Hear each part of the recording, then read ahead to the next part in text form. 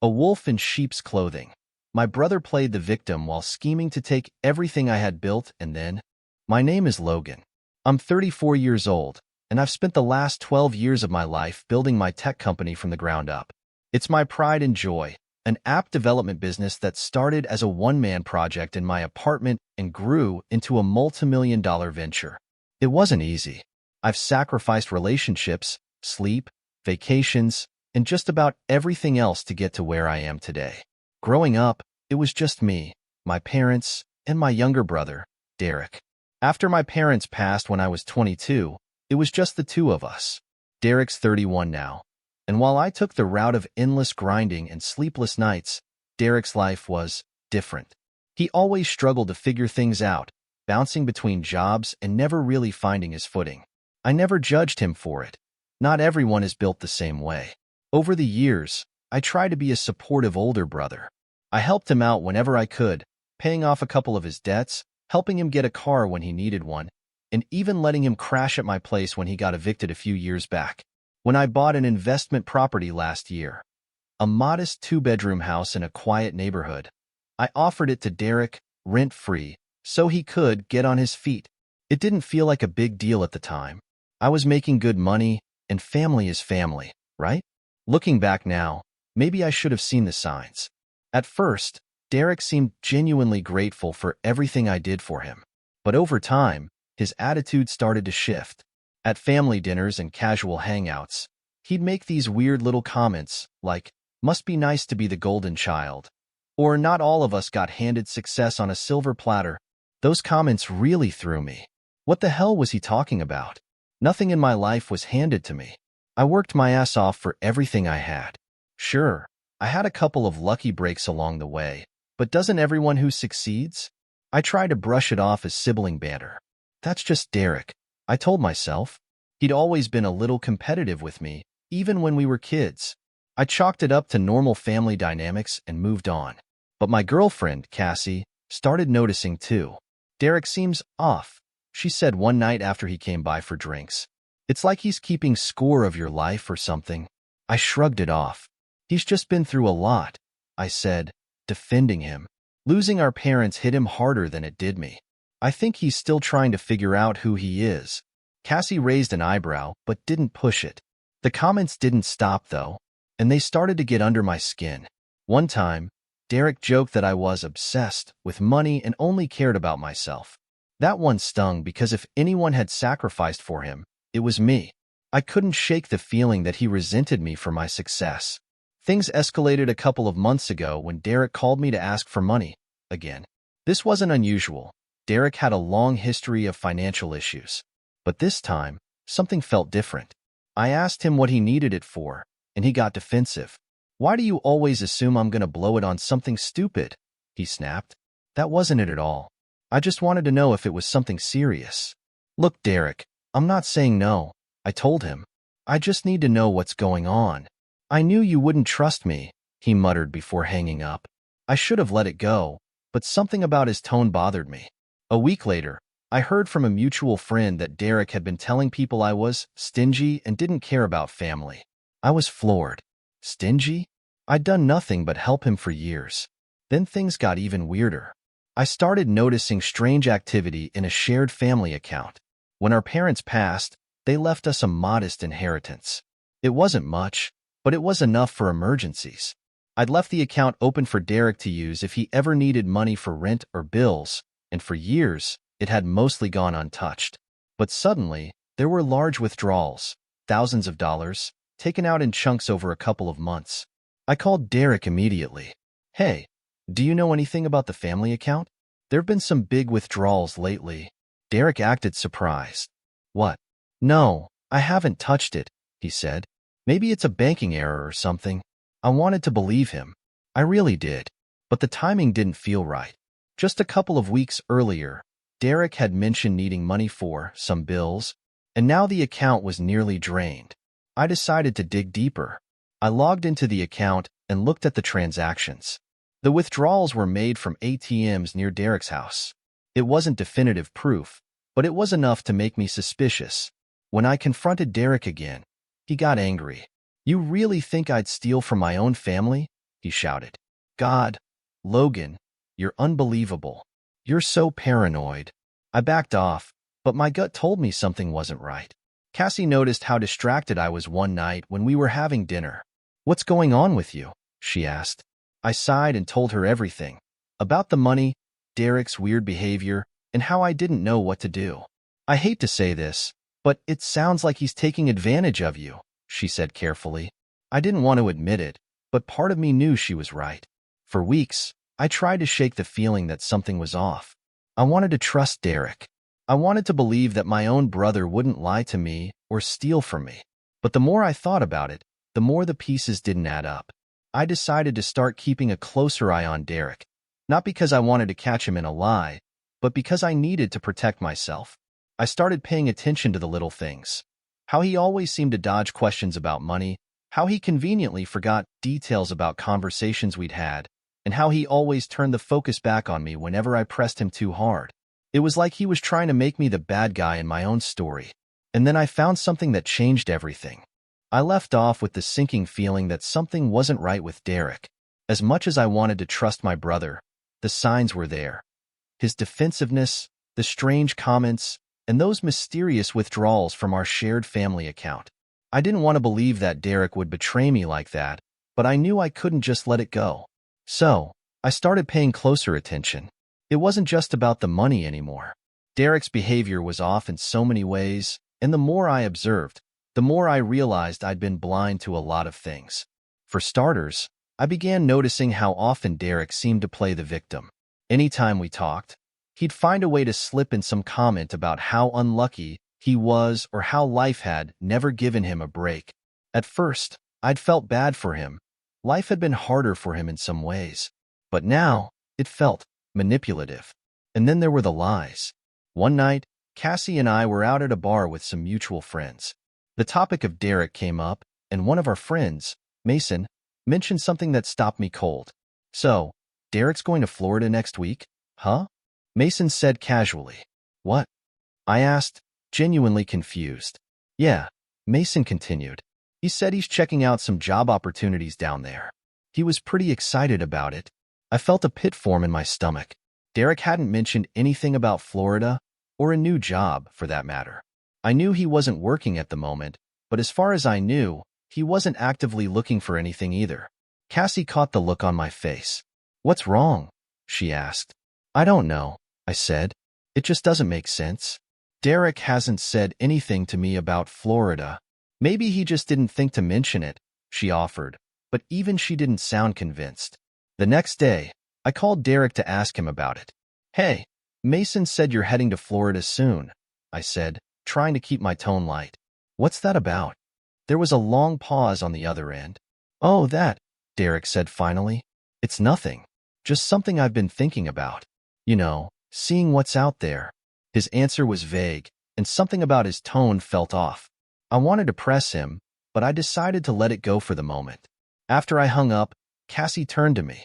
He's lying, she said bluntly. What makes you say that? Logan, come on. You know he's not telling you everything. Why would he be so cagey about something as simple as a trip? She had a point. Then there was the issue with the family account. Even after our confrontation, the withdrawals kept happening. They weren't as frequent, but they were still significant enough to drain what little money was left. I considered freezing the account altogether, but a part of me wanted to give Derek the benefit of the doubt. What if he really wasn't the one taking the money? What if I froze it and made things worse between us? But deep down, I already knew the truth. One night, I stayed up late going through every single transaction in that account for the last 6 months. It was tedious work, but I needed answers. Most of the withdrawals had been made from ATMs near Derek's house, and the dates lined up with times he'd mentioned being short on cash. I also noticed something else. Several of the transactions were linked to payments for online purchases. Curious, I dug a little deeper. One of the purchases stood out immediately, a $1,200 payment to a luxury electronics store. I knew for a fact that Derek didn't own anything remotely fancy, so what the hell was he buying? I called Mason to vent about it. I don't know what to do, I admitted. If I confront him again, he's just going to deny it. Mason hesitated before replying. Logan, I hate to say this, but maybe it's time to cut him off. He's clearly taking advantage of you, and the longer you let it go on, the worse it's going to get. I know you're right, I said with a sigh. But he's my brother. Yeah, Mason said, and brothers aren't supposed to do this kind of thing to each other. That conversation stuck with me. A week later, I decided to test Derek. I invited him over for dinner, just the two of us, and tried to bring up the money situation casually. Hey, I've been keeping an eye on the family account, I said as we ate. It's almost empty. Do you have any idea what's going on? Derek immediately went on the defensive. Why are you always so obsessed with money? He snapped. I told you, I haven't touched that account. His reaction confirmed what I already suspected. If he was innocent, why get so defensive? I decided to push a little harder. I'm not accusing you of anything, I said calmly. I just think it's weird that all these withdrawals are happening near your house. Derek's face turned red. Are you serious right now? He said, his voice rising. You're sitting here accusing me of stealing? After everything I've been through? That was his go-to move, playing the victim. And for years, it had worked. But this time, I wasn't falling for it. I'm not accusing you, I said again, trying to keep my cool. But if you're struggling financially, you can just tell me. You don't have to sneak around. Derek stood up, clearly furious. You know what? I don't need this, he said. You're such a hypocrite, Logan. You act like you're so generous. But the second I need help, you throw it back in my face. Before I could respond, he grabbed his jacket and stormed out. After he left, I sat at the table for a long time, just staring at my half-eaten plate of food. I felt sick. Cassie came home a little later and found me still sitting there. What happened? She asked. I told her everything. I don't think there's any doubt anymore, she said gently. He's lying to you, Logan.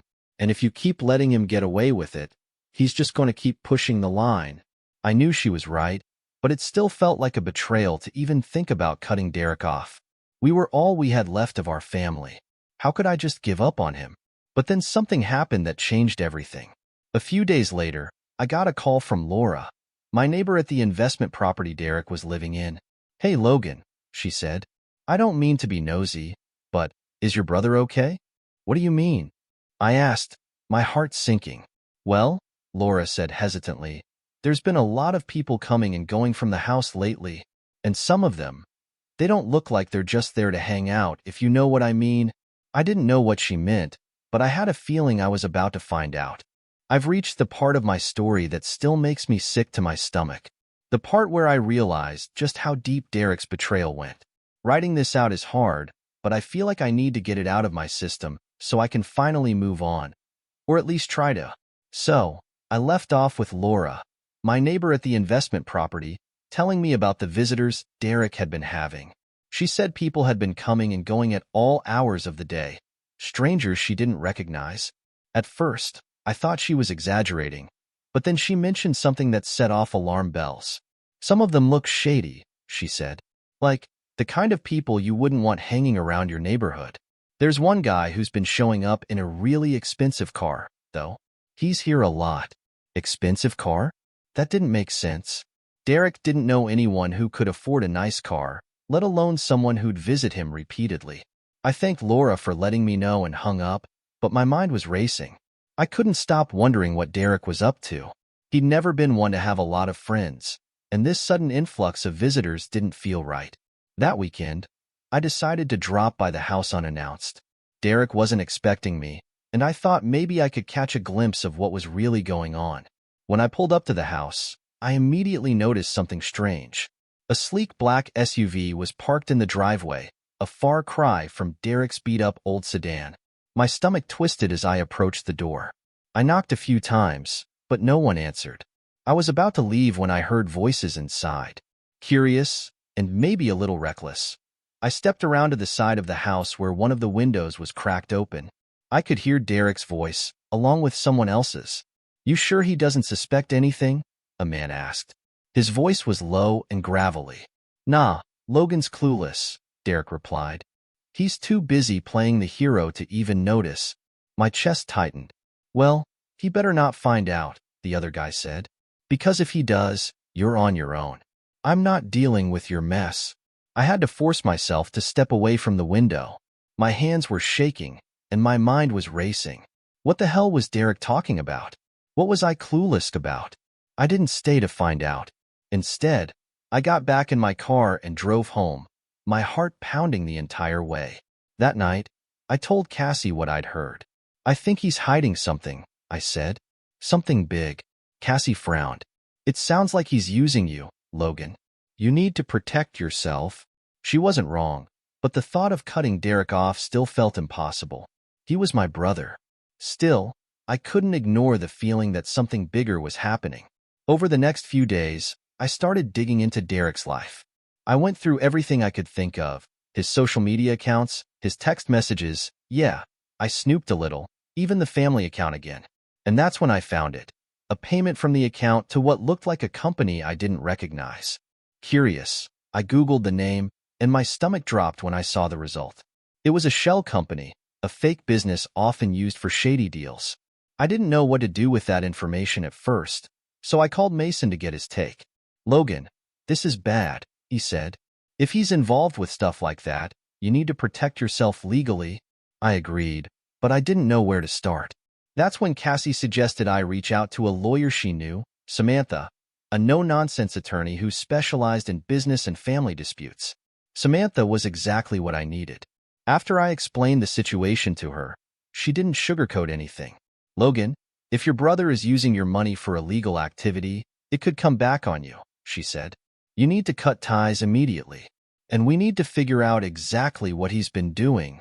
She suggested hiring a private investigator to dig into Derek's finances and figure out where the money was going. It felt extreme, but I agreed. At this point, I needed answers more than anything. The investigator worked fast. Within a week, he came back with a stack of evidence that made my blood run cold. Derek had been siphoning money from the family account for months, well beyond what I'd noticed. He'd used it to fund all kinds of things, including buying luxury items and gambling online. But that wasn't even the worst part. The worst part was the real estate scam. Apparently, Derek had been trying to sell the investment property I'd let him live in. He'd been posing as the owner and working with shady buyers to offload the house for cash. The deal hadn't gone through yet, but it was close. So close that the buyer had already started visiting the property, which explained the expensive car Laura had mentioned. I felt like I'd been punched in the gut. He wasn't just stealing from me. He was trying to sell the house right out from under me. I confronted Derek that same night. I drove to the house, my hands gripping the steering wheel so tightly they hurt. When I got there, he was sitting on the couch, scrolling through his phone like he didn't have a care in the world. We need to talk, I said, slamming the door behind me. Derek looked up, startled. What's your problem? My problem? I snapped. You've been stealing from me, Derek. Don't even try to deny it. I have proof. For a moment, he just stared at me. Then he laughed, a cold, bitter laugh that didn't even sound like him. So what? He said, standing up. You've got everything, Logan. The money, the business, the perfect life. You don't even need that house. I'm just taking what I'm owed. Owed? I repeated, stunned. You're not owed anything, Derek. I've done nothing but help you for years. Help me, he shot back. You've been lording your success over me since day one. You think you're better than me just because you worked a little harder? Screw that. I couldn't believe what I was hearing. This wasn't the brother I'd grown up with. This was someone else entirely, someone I didn't even recognize. You're going to pay for this, I said, my voice low. I've already talked to a lawyer. You're not getting away with it. For a second, I thought he might back down, but instead, he smiled. A smug, infuriating smile that made my blood boil. We'll see about that, he said. And just like that, I realized how far he was willing to go. At this point, I realized there was no reasoning with Derek. He wasn't just lying or manipulating me. He was fully committed to his scheme, even when confronted with evidence. It was like he'd convinced himself that what he was doing was justified. That was the scariest part. He genuinely believed he was the victim here. After that confrontation, I got to work with Samantha, my lawyer. We agreed that the first step was to secure the investment property before Derek could finalize his fake sale. Samantha suggested filing a quiet title action to officially establish my ownership of the house, especially since Derek had been presenting himself as the owner. But while we were preparing the legal filings, Derek made his next move, and it blindsided me. About a week after our fight, I got a call from my COO, Alex, who helps run my company. "Logan, I just got off a call with one of our major clients," Alex said. "They're pulling out of their contract with us." "What? Why?" I asked, stunned. "They said they've been hearing rumors about financial mismanagement and legal trouble," Alex replied. "Logan, what's going on?" My blood ran cold. I had no idea what Alex was talking about. Financial mismanagement? Legal trouble? None of it was true, but it was clear someone was spreading those rumors. And I didn't have to think too hard to figure out who it was. Derek. I don't know how he did it, but he'd somehow managed to get to one of my clients and plant the idea that my business was in trouble. That kind of gossip can spread like wildfire in the tech industry, and if enough clients believed it, my entire company could collapse. I felt like the walls were closing in. Derek wasn't just trying to steal from me. He was actively sabotaging my career. And the worst part? He was doing it so subtly that I couldn't prove it was him. I called Samantha in a panic. "This is worse than I thought," I told her. "Derek isn't just going after the house. He's going after my entire life." Samantha didn't hesitate. "Logan, you need to protect yourself immediately. We'll file the paperwork for the house today, but you also need to prepare for the possibility that this could escalate." "Escalate how?"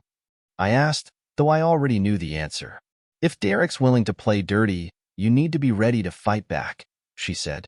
"I'll help you gather evidence, but you need to stay vigilant. Don't let him catch you off guard." That night, I couldn't sleep. My mind was spinning with worst-case scenarios. What if Derek managed to ruin my reputation? What if I lost my clients, my company, everything I'd worked for? Cassie tried to reassure me, but even she seemed worried.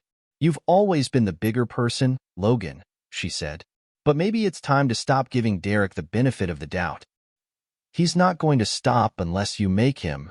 She was right, of course, but I still didn't know how far Derek was willing to go, or how much damage he'd already done. The next day, I decided to pay a visit to Laura, my neighbor at the investment property. She'd already been a huge help by letting me know about the strange activity at the house, and I was hoping she might have more information. When I got to her house, she invited me in and poured me a cup of coffee. "I'm glad you came by," she said. "I was going to call you again. Things have been getting even weirder at the house." "What do you mean?" I asked, bracing myself. "Well, for starters, Derek's been throwing parties," she said. "Big ones. There've been cars parked up and down the street, people drinking on the lawn, music blasting until 2 in the morning. It's been a nightmare." I groaned. "I'm so sorry, Laura. I had no idea." "It's not your fault," she said. "But there's something else you should know." She hesitated for a moment, as if she wasn't sure whether to say it. "What is it?" I pressed. "I overheard Derek talking to someone on the porch a few nights ago," she said finally. "He was bragging about how he was going to take you down. He said something about having a plan to expose you, whatever that means." My stomach dropped. "Did he say anything else?" I asked. Laura nodded. "Yeah, he mentioned your company. He said he had proof of something, but I didn't catch what it was." I left Laura's house feeling more anxious than ever. What kind of proof could Derek possibly have? And even if it wasn't real, would he try to use it to blackmail me? The breaking point came a few days later. I was sitting in my office when I got an email from an unknown sender. The subject line was simple: "Time's up." I opened it, and my heart stopped. The email contained several attachments, screenshots of fake emails and doctored documents that made it look like I'd been embezzling money from my own company. There was also a threatening message: "I have everything I need to ruin you. If you don't want this going public, transfer $100,000 to the following account by midnight." I sat there staring at the screen, completely numb. This was it. Derek had officially crossed the line into blackmail. I forwarded the email to Samantha immediately. "This is extortion," she said when I called her. "We can use this to file a formal complaint against Derek. But it's going to get messy, Logan." "I don't care," I said. "I'm done playing nice." Samantha filed the complaint the next morning, and things escalated quickly from there. She subpoenaed Derek's financial records, as well as the records for the fake shell company he'd been using to funnel money. The evidence started piling up, enough to prove that Derek had been embezzling from the family account and trying to sell the house fraudulently. But the real turning point came when Laura stepped forward as a witness. "I heard him admit to everything," she said, "and I'm willing to testify if it comes to that." With her statement and the financial evidence, Derek's house of cards started to collapse. A week later, Samantha and I confronted Derek with the evidence. We met him at the house, along with a mediator, to present everything we had. When Derek saw the stack of documents Samantha laid out, his cocky demeanor finally cracked. "This is ridiculous," he said, but his voice was shaking. "You can't prove anything." "Oh, we can," Samantha replied coolly. "And if you don't cooperate, we'll take this to court. You'll lose everything." For the first time, Derek looked genuinely scared. I wish I could say that was the end of it, but Derek didn't go down without a fight. He tried to stall the legal proceedings and even made a last-ditch effort to spin the narrative, claiming I was the one who'd been stealing from him. But the evidence was overwhelming, and eventually, Derek had no choice but to back down. Looking back, it's surreal to think about how much has happened over the past few months. Derek's betrayal left a mess in its wake. One I'm still cleaning up, but I've started to rebuild my life. It hasn't been easy, but I'm finally beginning to find closure. So, where did I leave off? Oh, right. Derek finally backed down after realizing he couldn't win. Once the evidence was stacked against him, Derek agreed to a settlement through the mediator. He was forced to sign over any claims he'd made to the investment property, and Samantha ensured that he would repay every penny he'd siphoned from the family account. Of course, he didn't have the money to pay it back immediately, but a payment plan was arranged. If he defaulted, it would result in further legal action. I thought Derek might apologize after everything was laid out, but I was wrong. As we wrapped up the meeting, he muttered under his breath, "You've always been good at making me look like the bad guy, haven't you, Logan?" I wanted to scream at him, to ask how he could possibly play the victim after everything he'd done, but I didn't. Instead, I took a deep breath and said, "No, Derek, you did that all by yourself." And with that, I walked away. Legally, the situation was resolved, but emotionally, it was far from over. The damage Derek had done to my company's reputation took weeks to undo. I had to meet with multiple clients to assure them that the rumors about financial mismanagement weren't true. Thankfully, most of them stayed with us, but a few left anyway. It hurt, but I couldn't blame them. My personal life also took a hit. The betrayal had left me questioning everything: who I could trust, whether I'd been too naive, and even whether I'd done something to cause this. Cassie was a rock through it all, constantly reminding me that none of this was my fault.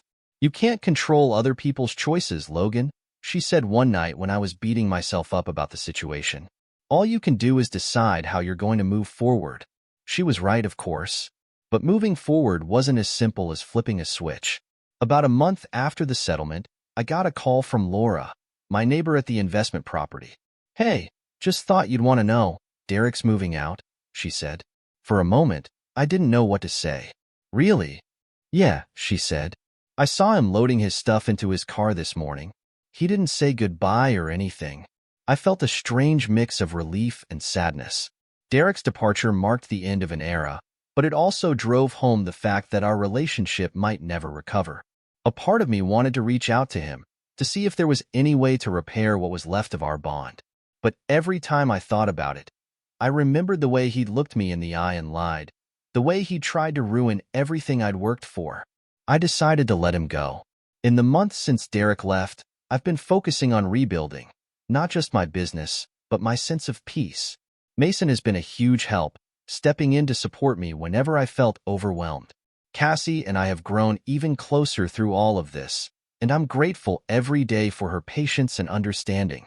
As for Derek, I haven't heard from him since he moved out. I've heard through the grapevine that he's living in another state now, trying to start over. I wish I could say I'm completely over what he did, but the truth is, it still hurts. He was my brother, my family, and losing that relationship feels like losing a part of myself. But I've also learned a lot from this experience. I've learned that trust is precious and that not everyone deserves it, even if they're family.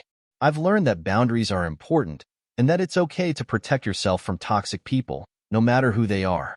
Most importantly, I've learned that I'm stronger than I thought I was. If there's one thing I'd want people to take away from my story, it's this. Betrayal can come from the people you least expect, but it doesn't have to define you. You can pick up the pieces and move forward, even if it takes time.